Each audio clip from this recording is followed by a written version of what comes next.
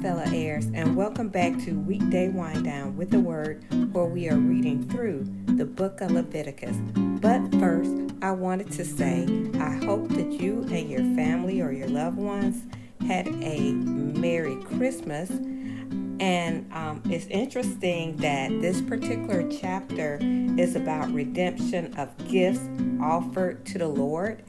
And this past holiday, we celebrate the gift of Jesus Christ, as he is our Messiah. He is the one that gave himself, and God gave him over to us as a free gift of atonement. So I just thought that was interesting that we're coming upon this topic at this time. So without any further ado, let's start reading. Redemption of gifts offered to the Lord. The Lord said to Moses, "Give the following instructions to the people of Israel. If anyone makes a special vow to dedicate someone to the Lord by paying the value of that person, here is the scale of value to be used. A man between the ages of 20 and 60 is valued at 50 shekels of silver as measured by the sanctuary shekel. A woman of that age is valued at 30 shekels of silver. A boy between the ages of 5 and 20 is valued at 20 shekels of silver. A girl of that age is valued at 10 shekels of silver. A boy between the ages of 1 month and 5 years is valued at 5 shekels of silver. A girl of that age is valued at 3 shekels of silver. A man older than 60 is valued at 15 shekels of silver. A woman of that age is valued at 10 shekels of silver. If you desire to make such a vow but cannot afford to pay the required amount, take the person to the priest. He will determine the amount for you to pay based on what you can afford. If your vow involves giving an animal that is acceptable as an offering to the Lord, any gift to the Lord will be considered holy.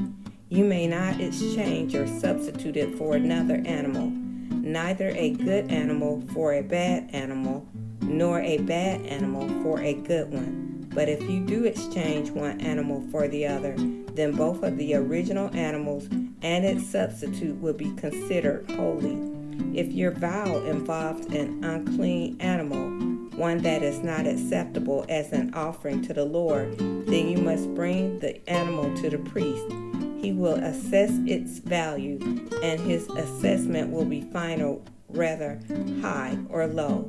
If you want to buy back the animal, you must pay the value set by the priest plus 20%.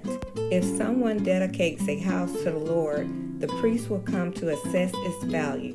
The priest's assessment will be final, whether high or low. If the person who dedicates the house wants to buy it back, he must pay the value set by the priest plus 20%. Then the house will be again his. If someone dedicates to the Lord a piece of his family's property, its value will be assessed according to the amount of seed required to plant it. 50 shekels of silver for a field planted with 5 bushels of barley seed. If the field is dedicated to the Lord in the year of Jubilee, then the entire assessment will apply. But if the field is dedicated after the year of Jubilee, the priest will assess the land's value in proportion to the number of years left until the next year of Jubilee. Its assessed value is reduced each year. If the person who dedicates the field wants to buy it back, he must pay the value set by the priest plus 20%. Then the field will again be legally his. But if he does not want to buy it back and it is sold to someone else, the field can no longer be bought back. When the field is released to the year of Jubilee, it will be holy, a field specifically set apart for the Lord. It will become the property of the priest. If someone dedicates to the Lord a field he has purchased, but which is not part of his family's property, the priest will assess its value based on the number of years left until the next year of Jubilee. On that day, he must give the assessed value of the land as a sacred donation to the Lord. In the year Jubilee, the field must be returned to the person from whom he purchased it, the one who inherited it as family property. All the payments must be measured by the weight of the sanctuary shekel, which equals 20 gerahs. You must not dedicate a firstborn animal to the Lord, for the firstborn of your cattle, sheep, and goats already belongs to him. However, you may buy back the firstborn of a ceremonially unclean animal by paying the priest's assessments of its worth, plus 20%. If you do not buy it back, the priest will sell it at its assessed value. However, anything specifically set apart for the Lord, whether a person, an animal, or family property, must never be sold or brought back. Anything devoted in his way has been set apart as holy, and it belongs to the Lord. No person specifically set apart for destruction may be bought back. Such a person must be put to death.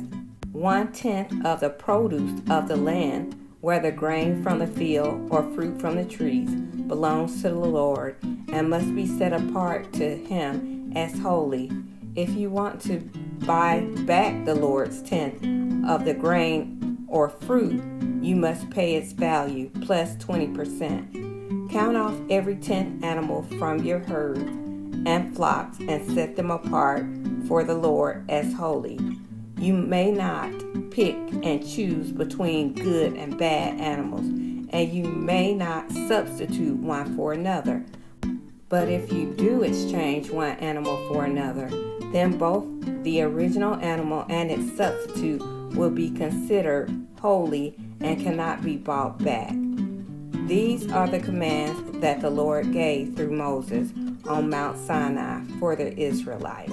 And that concludes the reading of Leviticus 27 in the NLT version, which is actually the last chapter of Leviticus. And what I will do tomorrow is just give some facts about Leviticus, and then on Monday I will give a summary of the book of Numbers, and then we will go ahead into reading Numbers for the next week. Now, speaking of making a vow, that is a very serious thing, and you don't hardly hear people making vows nowadays. Matter of fact, only time I hear of anyone making a vow is when it's concerning a wedding vows.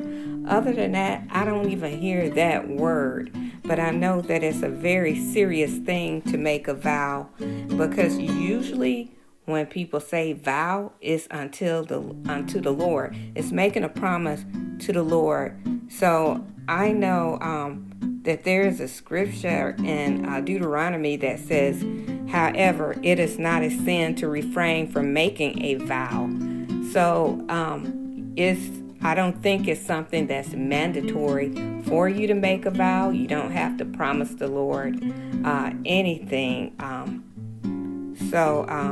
It's to me, it's better, unless it's a wedding vow, it's better not to promise him anything, because it can be broken, and those are serious, but you might have to face some consequences. I'm not exactly sure. Don't quote me on that.